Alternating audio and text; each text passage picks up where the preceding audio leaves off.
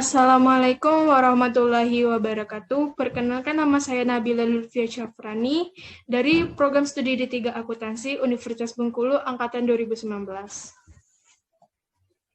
Kali ini saya akan membahas kombinasi bisnis dari akuntansi keuangan lanjutan 1.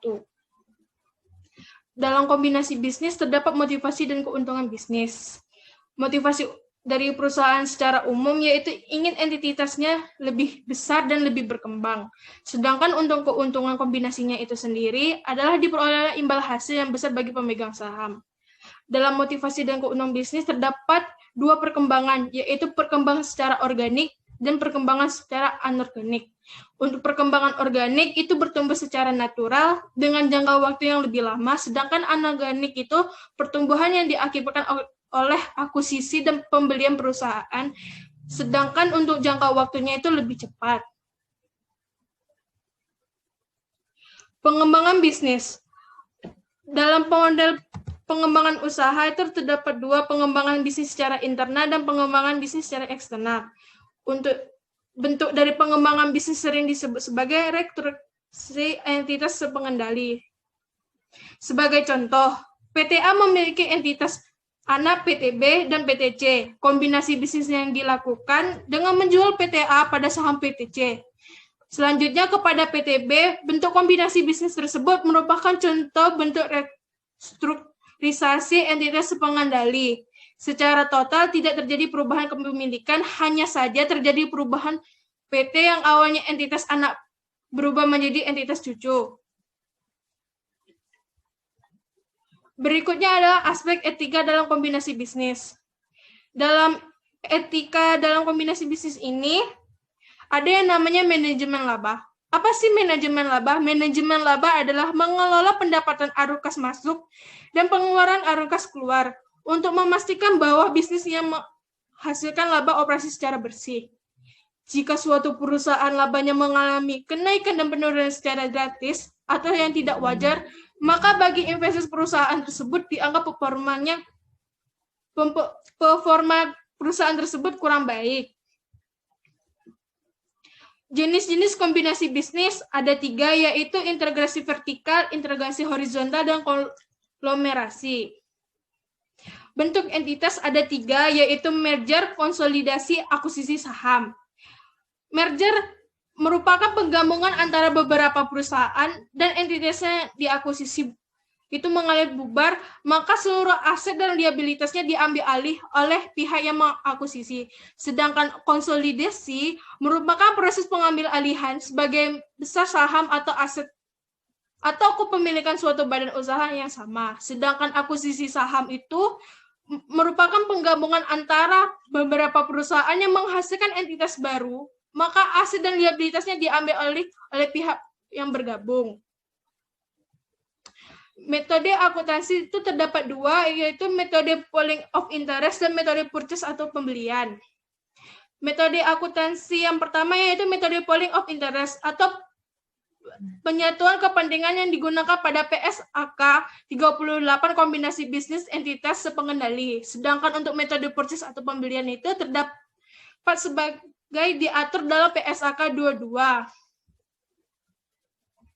Standar akuntansi bisnis dan kombinasi. Di sini ada perkembangan PSAK 22, yaitu kombinasi bisnis. Ada 2, yaitu PSAK tahun 1904 dan PSAK 22 penyesuaian 2014. Apa sih perbedaannya?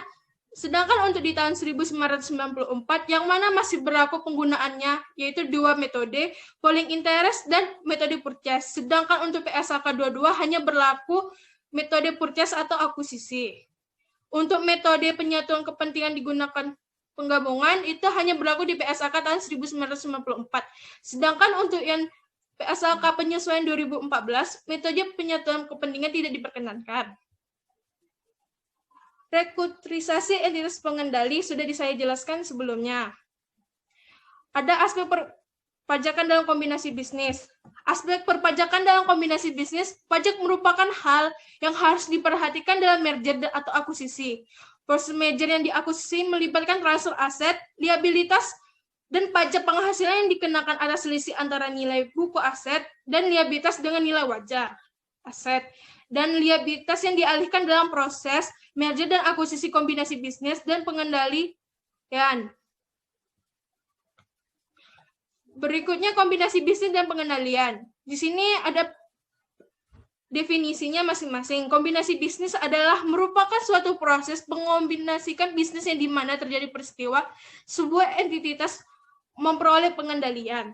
Dan pengendalian memiliki definisi sebagai kekuasaan untuk mengatur keuangan dan operasi entitas yang diakuisisi. Perusahaan yang dapat melakukan pengendalian itu harus memiliki 50% saham atau kita sebut sebagai perusahaan induk. Sedangkan untuk perusahaan lainnya hanya memiliki 50% atau setengahnya juga. Terdapat juga istilah kepentingan non-pengendali. Apa sih non-pengendalian? Yang merupakan pemegang saham lain di luar dari perusahaan induk. Bisnis. Di dalam bisnis ini terdapat suatu rangkaian terpadu dari kegiatan aset yang mampu dikelola dengan tujuan memberikan hasil dalam bentuk dividen, efisiensi biaya, atau manfaat ekonomi lainnya secara langsung kepada pemilik entitas tersebut. Ini terdapat di dalam PSAK penyesuaian 2014. Berikutnya ada akuntansi kombinasi bisnis. Di sini ada pengakuan dan pengukuran aset dan liabilitas. Di dalam ini yang diakuisisi di sini adalah aset dan liabilitas, sehingga dapat juga menghasilkan goodwill. Apabila akuisisi tidak dilakukan secara penuh, maka bagian tidak terakuisisi disebut non pengendali. Dan jika kita membeli suatu perusahaan lain yang didapatkan atau diperoleh bukan hanya aset, tetapi liabilitas itu juga. Bagi perusahaan itu menjadi tanggung jawabnya yang telah membeli perusahaan tersebut. Biaya transaksi. Dalam biaya transaksi yang dikeluarkan oleh pihak tidak menuntut kemungkinan juga pihak yang telah diakuisisi mengeluarkan biaya juga.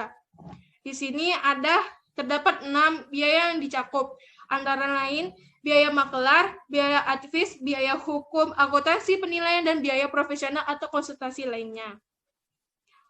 Yang berikutnya adalah imbalan yang dialihkan. Imbalan yang dialihkan dalam suatu kombinasi bisnis diukur pada nilai wajar, yang dihitung sebagai hasil penjumlahan dari nilai wajar tanggal akuisisi atas seluruh aset. Goodwill.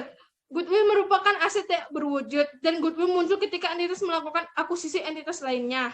Teman-teman bisa melihat di sini ada rumus goodwill, yaitu imbalan dialihkan ditambah kepentingan ekuitas yang sebelumnya dimiliki oleh pihak akuisisi ditambah kepentingan non-pengendali oleh pihak diakuisisi, dikurangi oleh aset teridentifikasi yang diperoleh dan liabilitas yang diambil alih.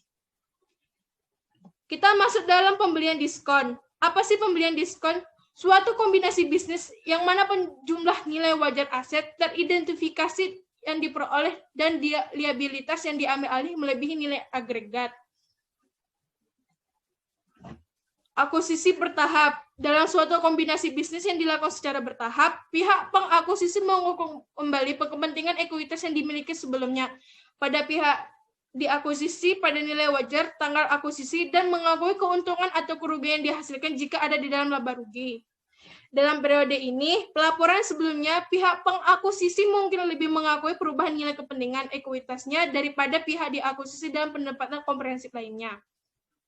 Terima kasih, sekian dari saya. Wassalamualaikum warahmatullahi wabarakatuh.